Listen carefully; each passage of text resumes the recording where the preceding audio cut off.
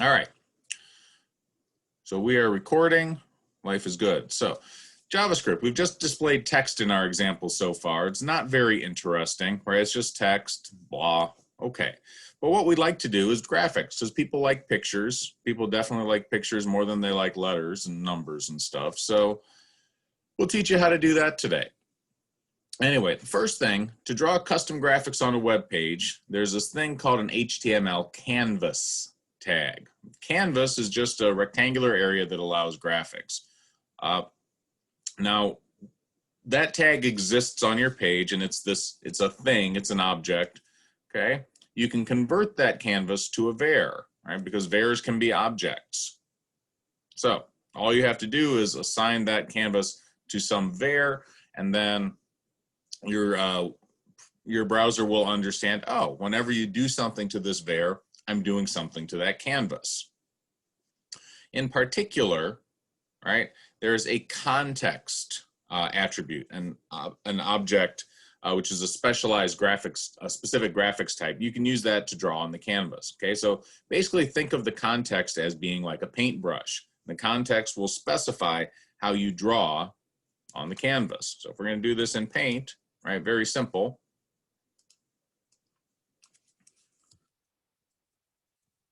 Canvas tag, okay. We're going to set some var, whatever, C, I guess we can use. Okay, and that's going to reference that canvas. This canvas has context. So whenever we use this var C, so we can say, you know, var C equals canvas. Okay, this is pseudocode, of course. And then if we want to draw, we say c.context, you know, ... Okay, and we can assign a red color to it, things like that. Some simple stuff we're going to do. All right, so that's basically how this is going to work.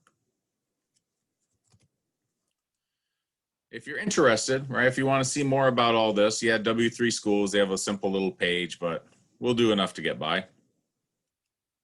Okay, so the first thing,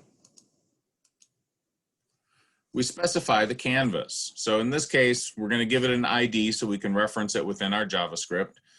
We give it a width and a height. Obviously, that's going to determine the size of the rectangle of the canvas that as it appears.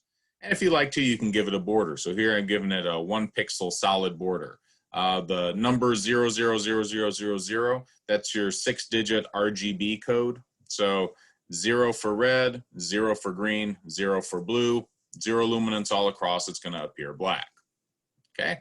Now, if you want it to be borderless, of course, just don't specify a border. By default, the canvas has no border. Again, line thickness is in pixels, and color 24-bit hexadecimal. Okay, we got a question. Oh, we got a question there. Please turn it in zip is best. Okay, zip is usually best. Java, Blackboard generally does not like it when people put in, you know, formats that convert to web pages or active content, stuff like that. Even .text files that are often sources of malware. So, okay, so this is the basic format for a canvas. Now, if we like, all right, we can just draw a page with a canvas. All right, let's do it and just throw this canvas in. I'll put it over here on my W3 Schools. Boom, has a canvas. So if I run it, there we go. We got a little canvas there. Okay, and if I want to make it bigger, in terms of height to width, boom, there it is. Now it's bigger. Hooray. Okay, we'll leave it like that. Let's make it wider, 600 by 400. Okay, very nice canvas there.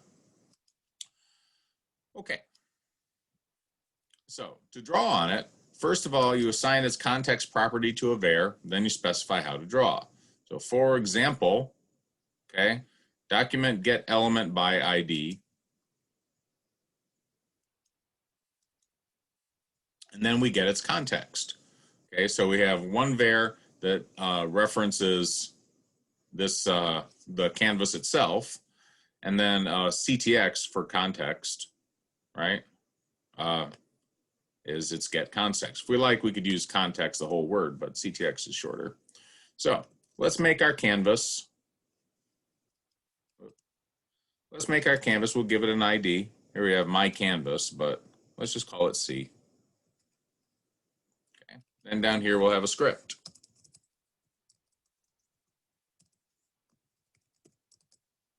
All right.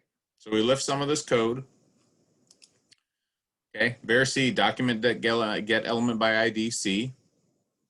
Okay. We should probably use single quotes for that just to keep with style. But as long as it's outside, as long as it's just in the script, it's fine. Okay. And we can, if we like, we can specify a font. So if we want 24 pixel Times New Roman, and we could write some text. All right. So we ask how much text is it too much? And this is the coordinates of where we start. So this is the X coordinate. And this is the Y coordinate. So if I wanted to, I could just lift all this. I guess I do want to. Okay, and just paste that there in the script. So C is going to reference this canvas object. CTX is going to reference that context's, that canvas's context attribute, and we're going to use the standard 2D drawing style. Okay, there's 3D ones and other ones out there, but 2D is what we'll use.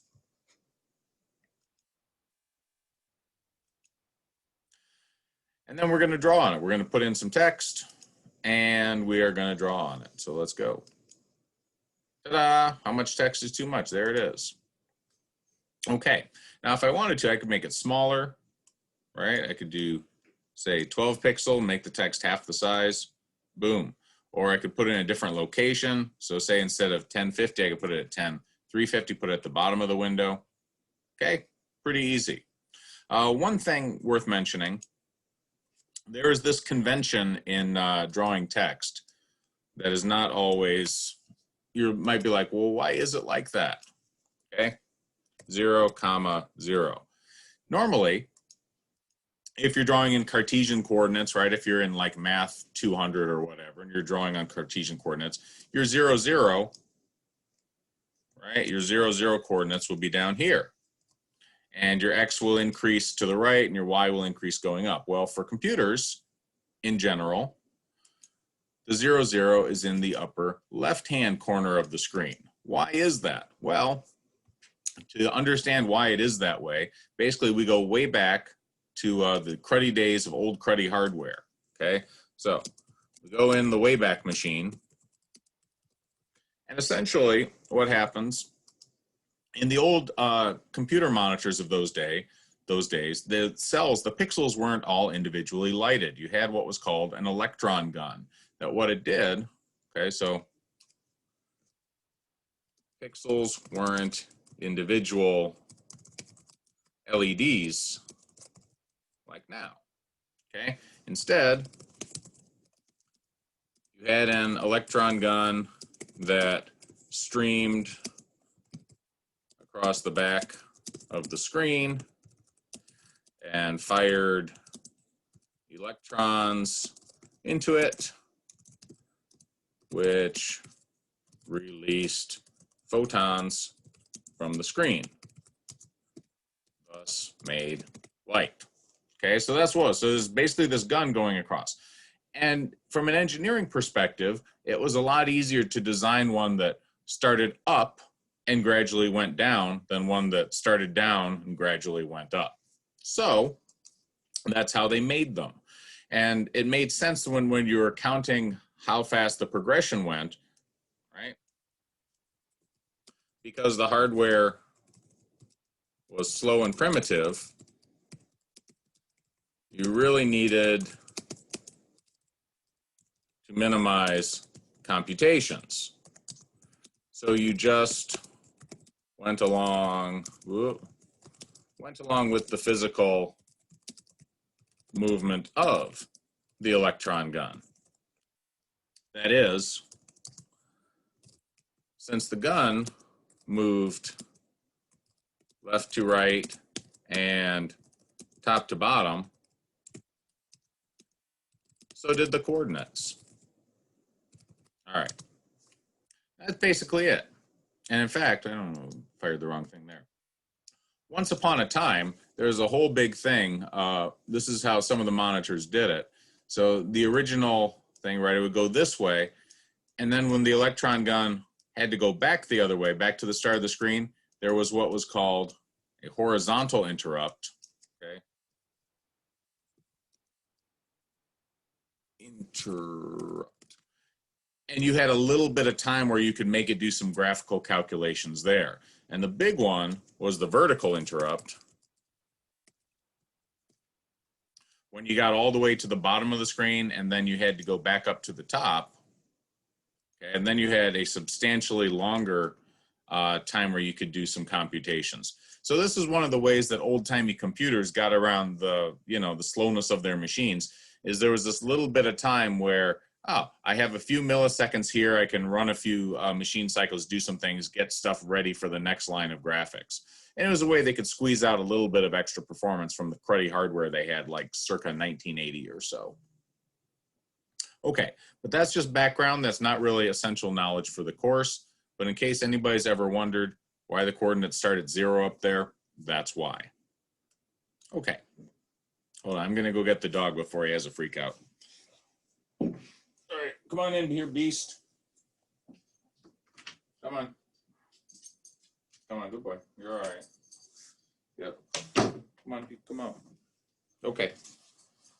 So now we have a dog. Now we have one more for, come on. Now we have one more for the lecture. Here he is. Dog. All right. Okay. Good boy, you're all right. There, dog. Okay. Anyway, so let's move on. What we're going to do, the centerpiece of today, will be drawing some polygons. Okay, so if you want to draw a polygon in your basic JavaScript, what you first do is begin a path. Okay, you have a path of all the vertices of the polygon. And that path, begin path function, lets JavaScript know that there's going to be a series of points. Okay, each time you begin the path, you move the context object to the first point.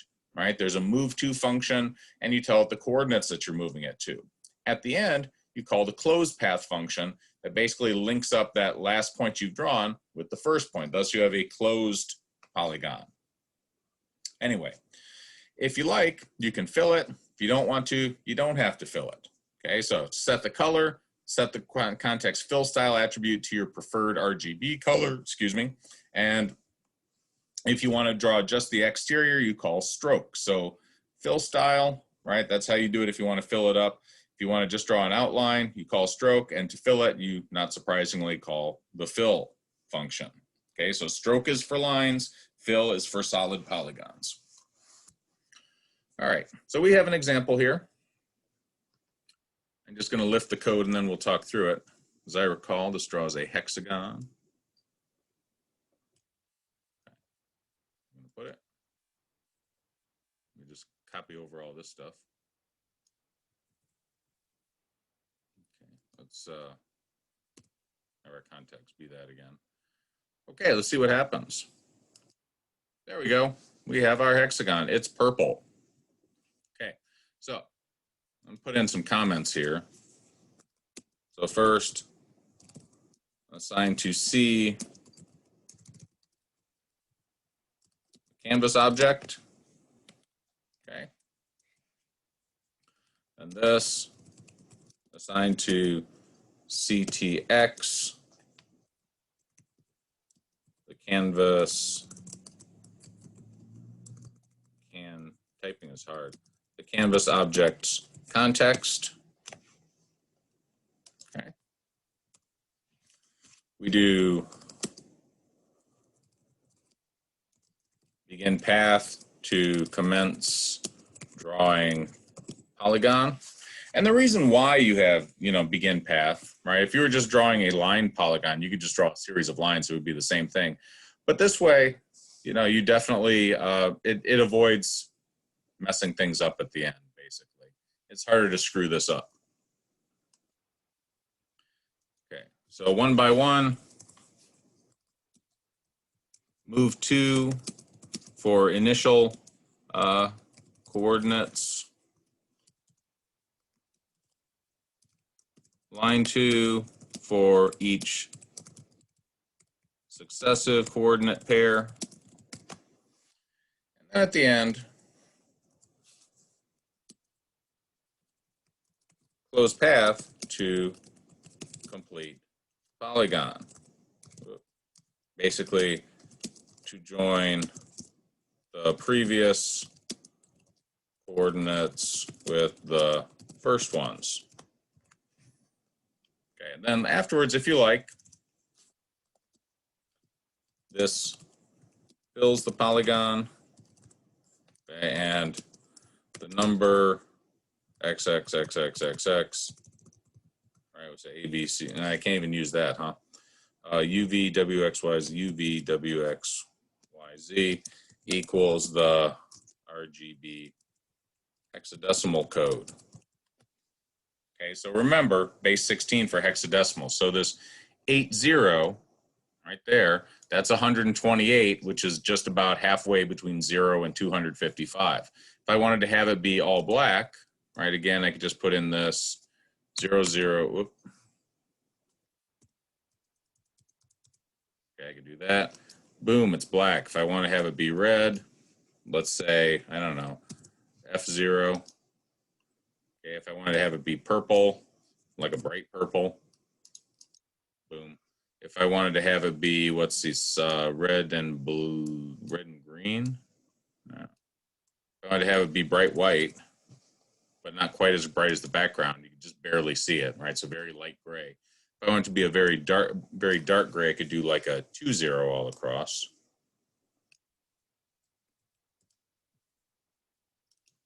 Yeah, and so that's dark, but it's not quite as dark as that. It's going to get a little darker when I click on it. Ooh, yeah, I just saw that little flash of darkness. Okay. So that's basically it for drawing polygons. And of course, you know, there's any number of ways you can get the data. Here it's just hard coded in. If you wanted to, you could set up a prompt and you could read from the prompt, or you could set up input boxes, whatever. Okay, this is the basics of how you do graphics. Now there's a whole bunch more, right? If you wanted to, you can go in and look at W3 schools, JavaScript, graphics. Okay. This is basic stuff, right? So here's Canvas. Yeah. This goes to other stuff. So let me bounce back. Well, it's HTML graphics. That's not what I want. That's strange that it took me there.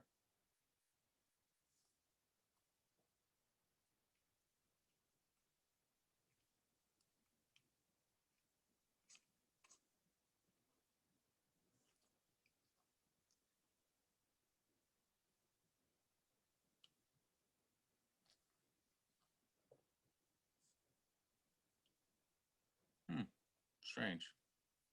Well, I'm not seeing it right there. It's a little bit odd. Anyway, well, I'll post up some links. JavaScript, graphics, tutorial, right? There's any number of online resources if you're interested in this stuff. So, yeah, but they list it, it's mostly within HTML. Here we go. All right, here's one intro to JavaScript. You can do some of that too. Okay, how to draw stuff, how to do animations. Okay, if you're interested. That's not really our thing for today. Okay, next thing.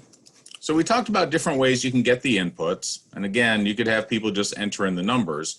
But what's more interesting is using the mouse coordinates. Okay, so mouse coordinates, you can grab the data points for the polygon. Essentially, instead of having it hard-coded in like we have here with all these numbers, we could say, oh, let's just track where the user clicks, right? So in every one of those clicks will correspond to a point in the polygon. Okay, so we build a path of sequential points, then click a button to close the polygon. Now, how do we read the mouse clicks? Well, we talked about that before, right? We talked about the on-click attribute. The easy one of that is whenever a click happens, we can call an event method, right? A method that processes the event. So if a click happens, by definition, there is going to be a click. That click can be processed as an event, and it has some inherent attributes. For example, the coordinates of where the click happened. Okay, so you can read those X and Y coordinates as event.offset X and event.offset Y. Okay, so anytime this event happens, there's going to be an object created that holds data about the event itself, like where the click occurred. Okay, and we can read the X and Y coordinates from it. So here's a simple example if we want to track user actions. So this one, I'm going to do in a new situation. I'm going to do in a new page. Oh, I lost my old one. I shouldn't have done that. Try it now. There we go. That's all right. We'll get back to it. I'll recover it. No, I should lift the script there. Oh, no, there it is. Okay, so good. So what we have on the HTML for this, we have a canvas, okay, and the border is going to be like a light gray, so D3, D3, D3, okay. On click, we're going to call this F function, F for function, and we're going to send along an event. Well, the event, that's a reserved word in JavaScript, and that'll automatically grab the details of the mouse click. The button, on the other hand, the button goes to this G function, okay, and that's going to be our click to close. So for this one, we have this canvas, its ID is MC. Our context attribute, right, is the context of C, so it's that canvas's context attributes. The stroke style, okay, we're going to have a different color, so 40E040. This one is the big number, so RGB, it's going to be more green. Okay, and then we create an array. So we have an array. What will be, this will be the array of data points at the polygon boundary. Okay, so all this stuff, so put this in the JavaScript itself. This is the canvas. Okay, so basically we'll set up the canvas objects. We'll set up the vars to reference the canvas. Okay. Then initially we begin the path. So I can say here, we will begin a path.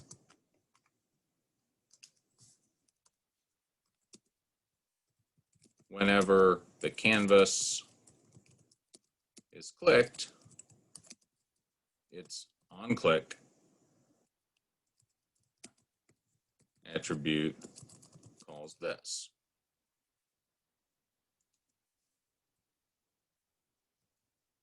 Okay, so essentially what we're going to do here, read the mouse coordinates. Okay, X and Y. And then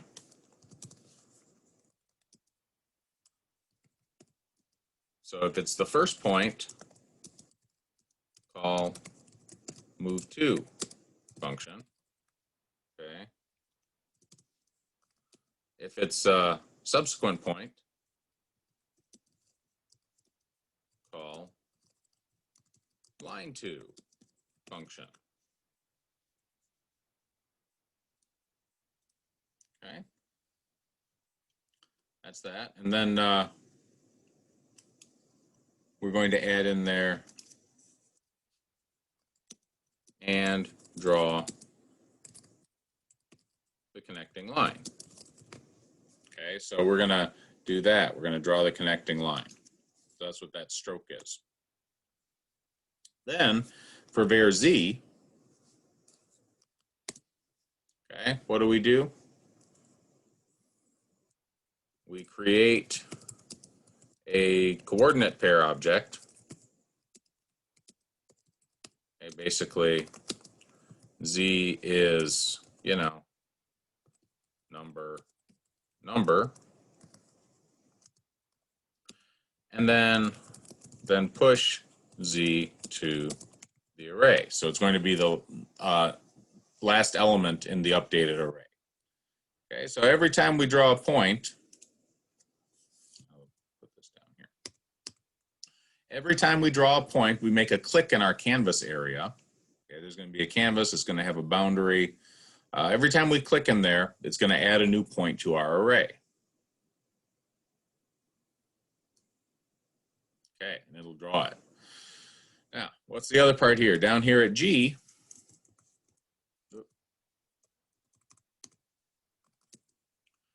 if the user closes out the polygon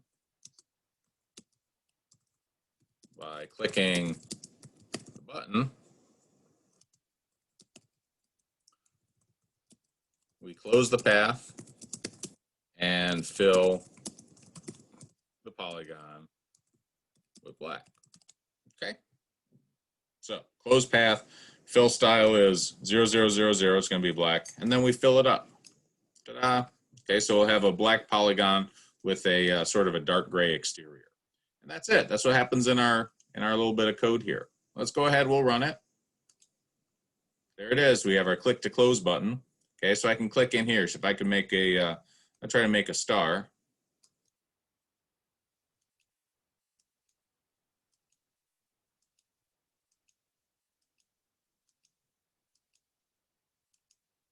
Okay, and then click to close. Ta-da! Okay, there it is. Magic. All right, I can do it again.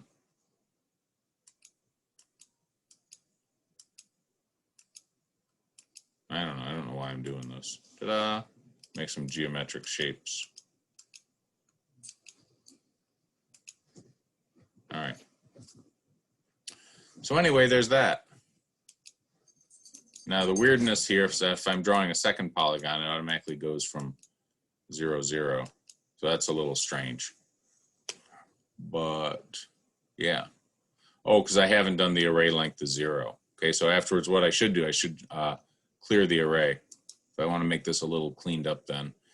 So I do that, I do that, I do that, fill style, fill, fill, fill. Okay.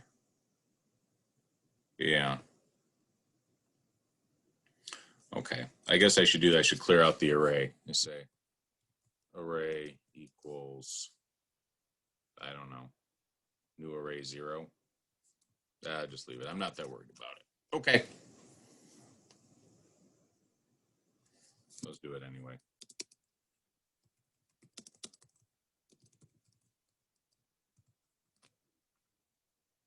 Okay. There we go. Now if I draw. No, I'm still doing it from the corner. Huh. All right. Well, I'll figure it out. I'll figure it out. I'm not, I'm sure there's some little simple thing in there. Okay. So that's what we have. We can draw polygons. It's fun. Okay, what else could we do here?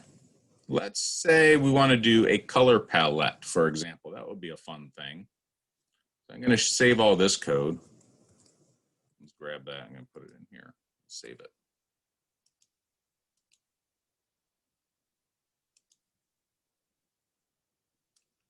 So we'll call this, I don't know, draw polygons.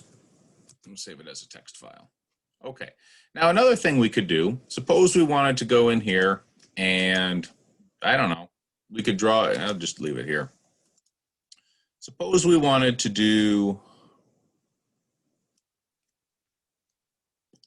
a color palette. That's what I had said a minute ago. Okay, so if I wanted to, I could do like 1 pixel for every pair of colors. It would actually have to be a cube, so it gets a little strange. But I'll do one with 255. 255. Okay, but what we'd want to do is draw like a single, you know what, I'll make it 500, 512, 512. Okay, and for every one of these, I'm going to draw a little tiny 2x2 cube, okay, for some combination of colors. So say, click to fill with colors. So here, first of all, we have this. We're going to have our little window there. Click to fill with colors. That's great. Okay, so what we'll do now, we'll create a loop. Okay, so we're going to do a loop in our G. On click, we don't really need anything. We don't really need anything for this canvas at all. So I'm just going to get rid of that. Okay, but for the button, we do. So when somebody clicks it, we want to fill it with colors. Okay, so we have our canvas.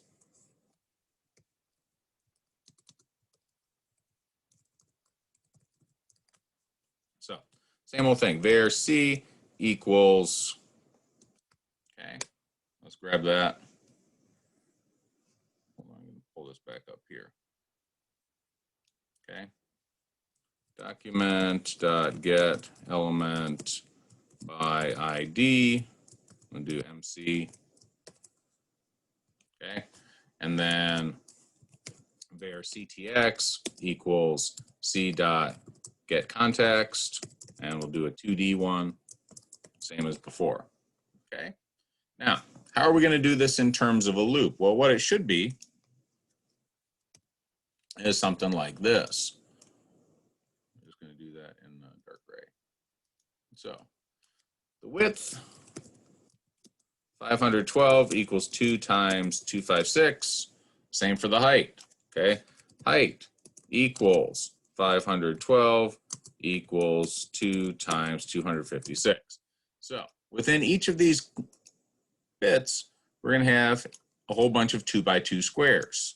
Okay, so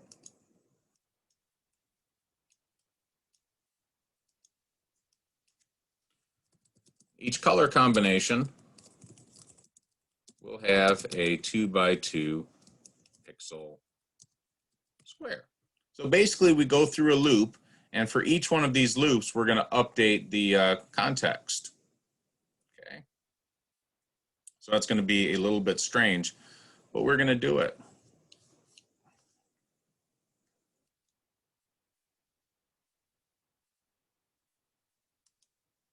All right, let's go ahead and we'll do it here in the, okay. Well, first let's do it with a simple example. So we're going to simplify it. We're going to, so for var color equals 0, color, I guess it doesn't matter. We're just going to keep going. So we'll do the location. Okay, we'll do H and V for vertical. Okay, we'll do X and Y, I guess. X equals 0, X is less than 512, X plus plus. Okay, and then inside that, we'll do another inner loop.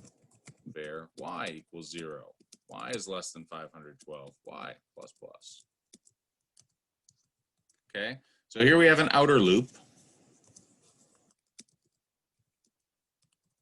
And here we have an inner loop.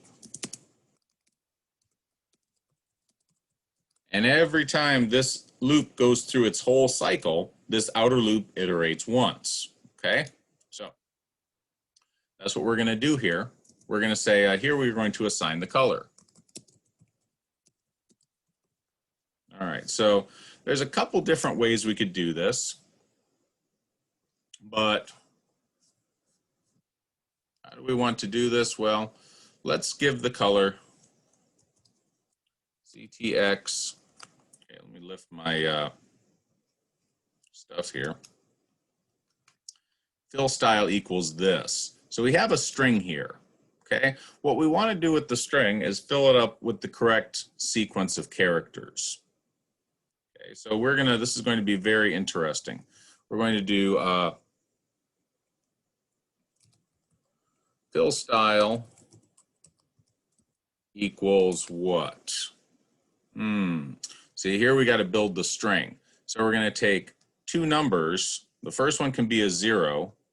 Okay, so we're going to do var color, I guess, equals 0, 0. So we're initially going to set it to red.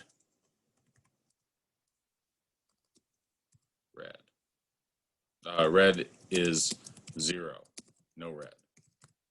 Okay, and then the next part we're going to build on the other two things. So for whatever the fill style, for whatever the green is, green will be y divided by 32. So whatever that's going to be, yeah. And then the blue will be the x divided by 32. So we have to convert those to hexadecimal though. So we'll say if this, we're just going to do this really cheesy. So we're going to say first, var red equals 0, 0. We'll do it that way. Var green equals, okay, plus what? Y divided by 32. We don't need parentheses. Okay, so that's one thing we can do. But if this is greater than 10, we're going to have to do some contortions with that, right? So there's going to be some hexadecimality. There's going to be some hexiness in here. So we got to convert that. Yeah, and I'm sure there is a conversion thing. Let's do it in a smaller group. Let's do, I don't want to mess around with that huge wave of ifs. So we'll do this too. Var blue equals plus x divided by 32. Let's make a smaller group. We'll do like 1, 2, 0 to 99, I guess, 0 through 9. Okay, so we'll do this divided by 52, and the same for this divided by 52. So we'll start off dark, and this will all keep it as digits. Okay, so we're going to do this to keep it as digits. That's a simpler solution. Okay, so since the most this can ever be is 512, we divide it by 52, it's never going to be more than 9. Okay. Okay. So what we're going to, and this is going to, actually there's going to be some strange stuff here. We're going to have to typecast it to an int. Ooh. Damn it. Well, now we need to do some kind of modulo. Shit. Y minus, yeah. Okay, y minus, I'm thinking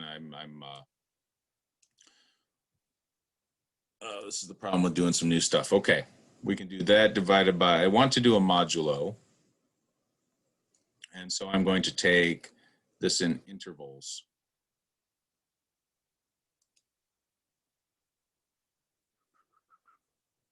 Screw it. I could just do 1 to 16, 256. I'm just going to look it up. I'm going to look up the conversion if there is a simple one for JavaScript convert to hex. Yeah. Oh, there we go. Convert a number to a hexadecimal string. Okay, boom. Your number dot toString 16. That's great. Okay. So that's easy. I didn't want to look it up, but here we are. We'll get it done. Okay, so red is going to be 0. Green is going to be, we're just going to leave it y divided by 2, so that's easy. It's going to be x divided by 2.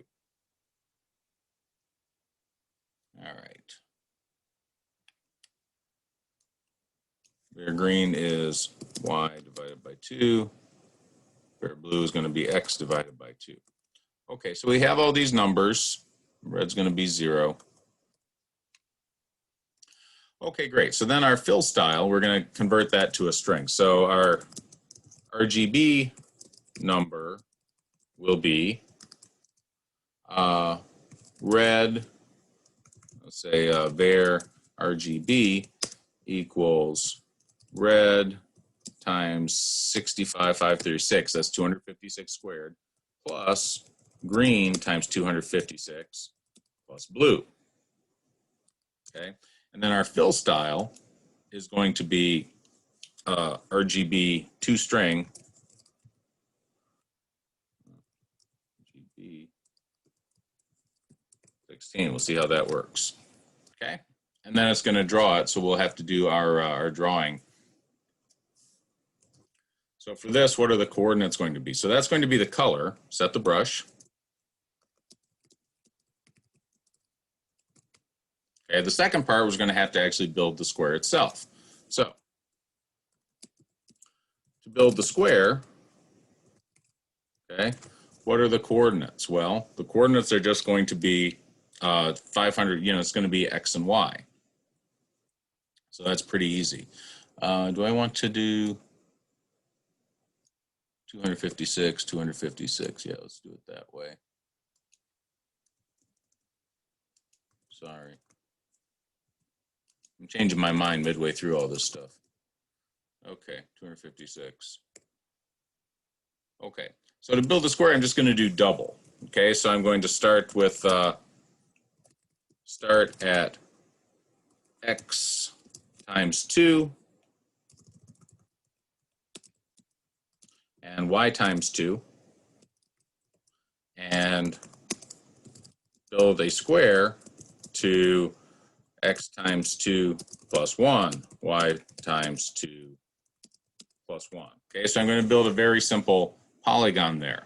So first of all, I'm going to do ctx.move 2, okay, X times 2, Y times 2, okay, and then line 2, ctx.line 2, X times 2 plus 1, Y times 2, and then ctx line 2, X times 2 plus 1, Y times 2 plus 1, and then ctx line 2, X times 2, Y times 2 plus 1, okay?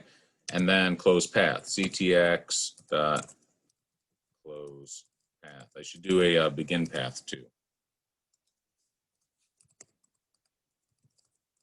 Okay, so essentially what I'm doing here, I'll put this in Paint.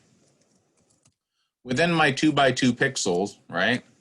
So I'm going to start here always at coordinates X times 2, Y times 2. Okay, and down here is going to be X times 2 plus 1, Y times 2 plus 1. Okay, so essentially all I'm doing, I'm going from here to here, right? Going to X times 2 plus 1. I'm going down to here, back over to here, and then close path, go back up to the top. I guess I don't really need that closed path line, I guess. Oh no, good, I did I thought I threw in an extra line. Okay, so we're going to see how this works. Okay, so for every one of those, we shall see. I'm cautiously optimistic. Let's see what happens. Nah, messed up something. RGB2 string, let's see.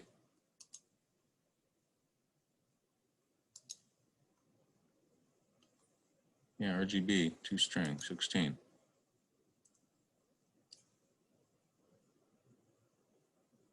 Oh, it's going to be needs to be a string. Let's see. Try that. Grr. Let me see what's fill style. CTX fill style. Boom. Yeah. CTX. Oh, did I not? No, I did the fill. All right. Well, this is the idea. Like I said, I'm a little bit. Let's just do this. I'm gonna CTX fill style equals. Let's make sure this works at least. 0, 0, 0, 0, 0, 0. We'll just leave it as is. See if that all fills up. There's something else in here.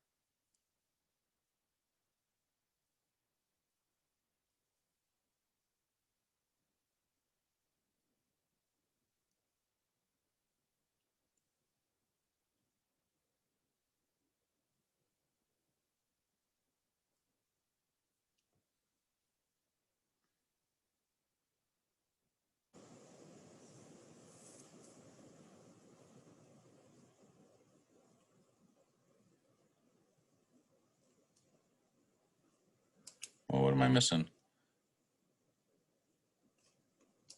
Sorry, taking a minute here.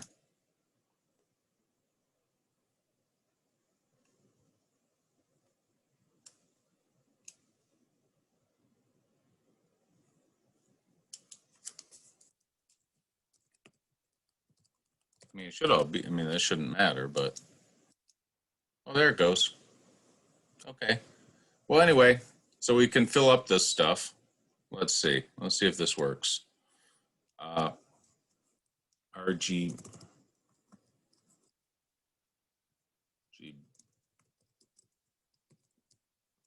dot toString 16.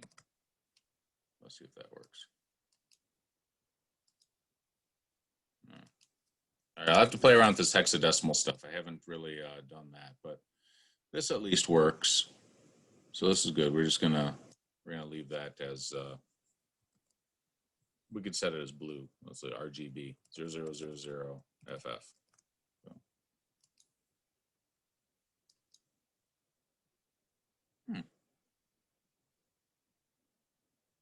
A little bit strange. All right, well, clearly there's a little bit of weirdness going on. I'm not sure if it's me or if it's, I guess I could try this in, I'll try it on my own page.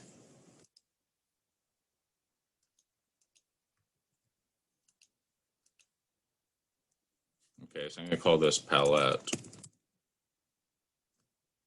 I call it .html. Let's see if it's just the W3 schools thing. There might be something squirrely there again, like there was on Monday. Let's see.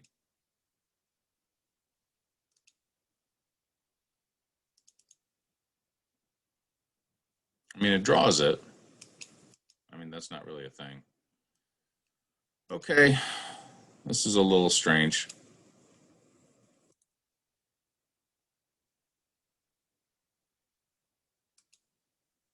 I'm going to try one thing down here. Yeah, I mean, it should be drawing it in blue. This is very strange. I mean, it's weird that it's drawing it, but then drawing it in gray. I'll have to dig into this and see what's going on here. Okay, that's fine. Anyway, so that was some stuff that I tried to do, and it did not work out so great, but I'll get it together. This is my first time doing that. So, you know, the key thing, right, we can draw this. We can understand how the user actions work. Maybe because I got to do the stroke style. Yeah, that's probably it. It's probably just that simple, huh? Stroke style.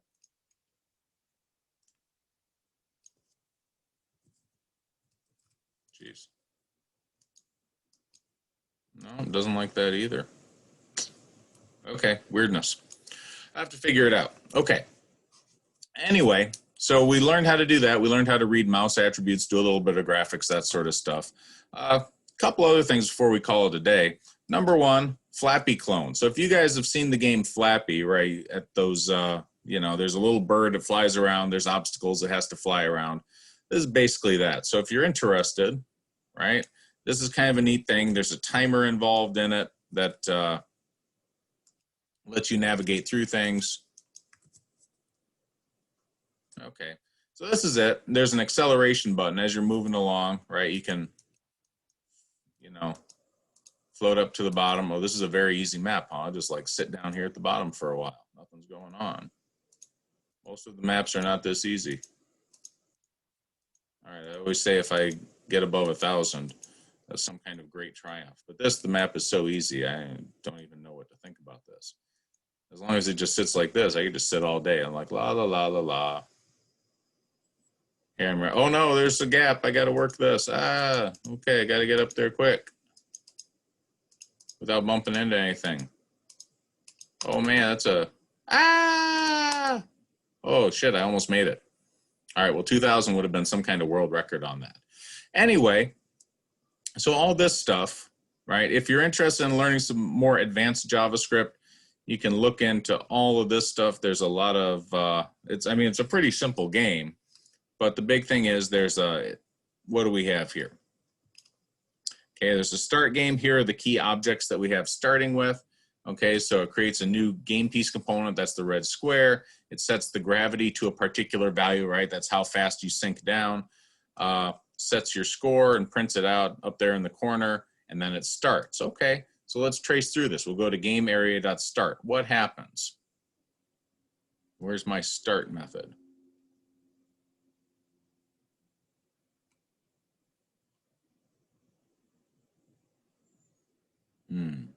There we go. Here's the start.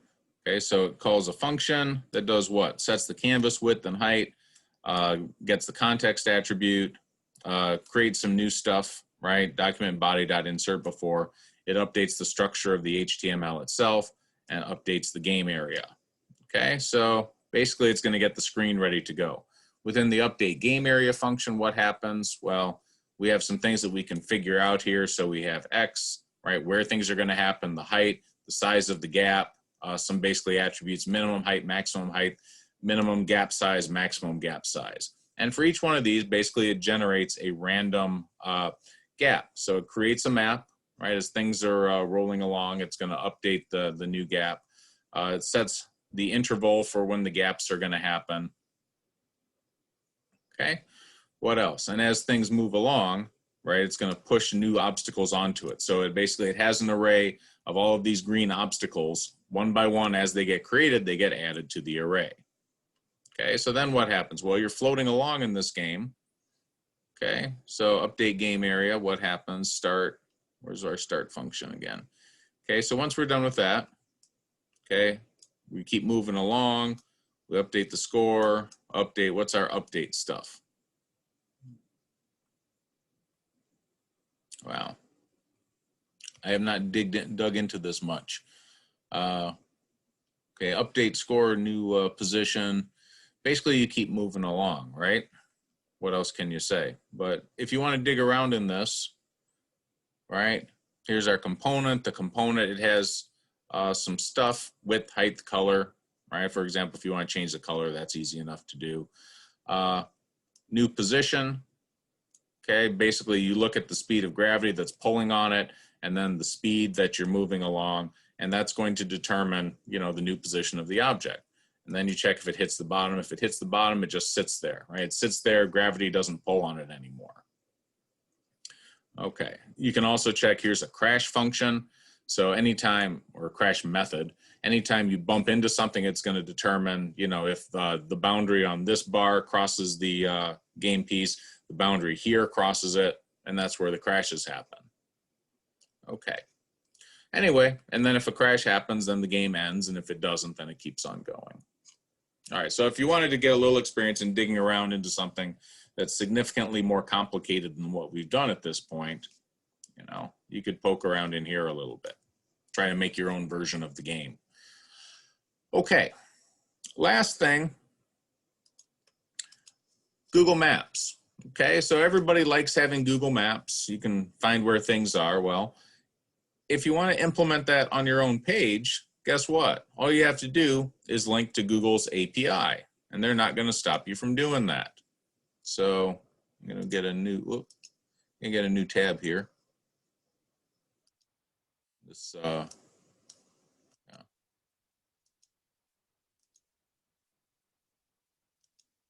New tab. So try it. Boom. Tryptophan. All right. We're just gonna wait. Yeah, each one. So I just do it with the body.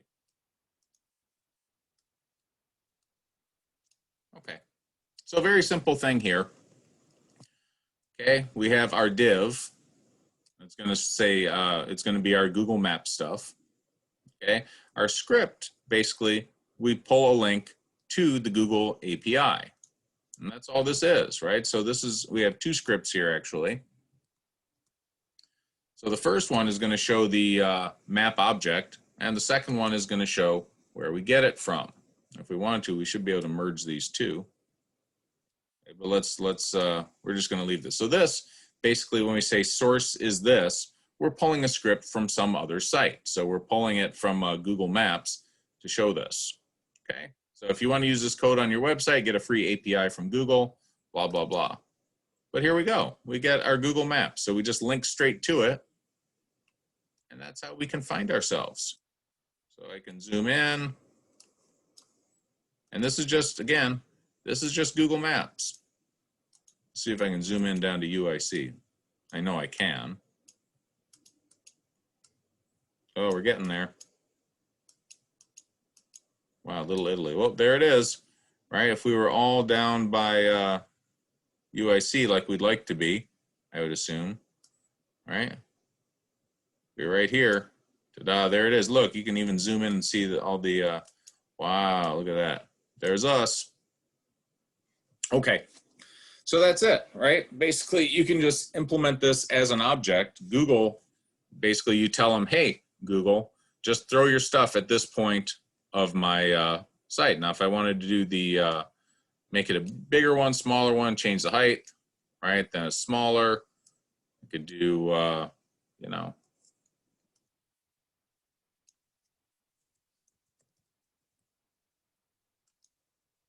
okay, make that a bigger square, smaller square, whatever, but you can control the size of it with the attributes for that. And then the Google Maps is just going to send you some data and fill it up to that appropriate size. And then within this My Map function, okay, basically it's going to read this stuff as your initial coordinates. So this script's going to pull something else from here, and it's going to display it.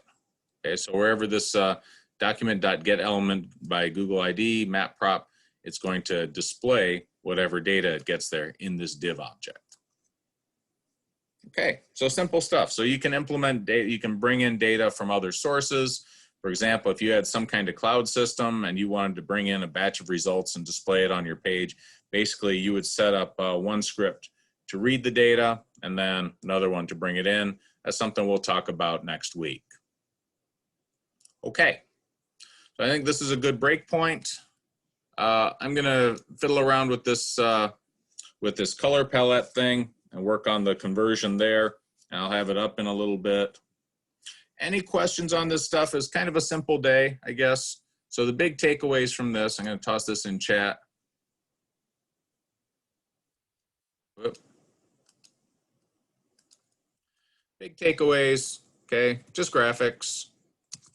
Okay, so number one, use canvas and context to draw, right? Simple polygons, stuff like that. Number two, I guess integrating APIs. Just basically just demonstrating that it's not too difficult.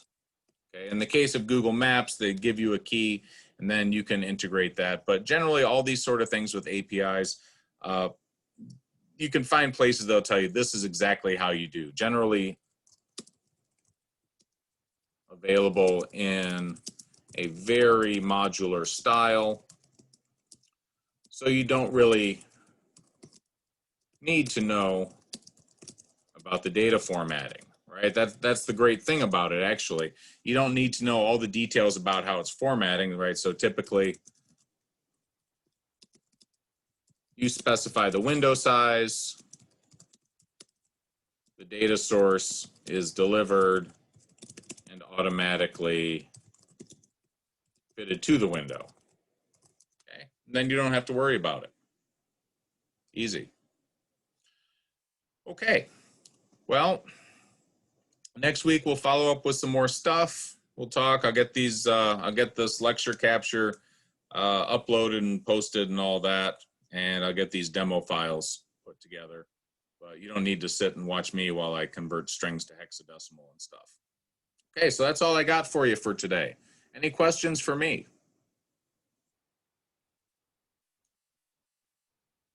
If not, then we have reached the end of our situation.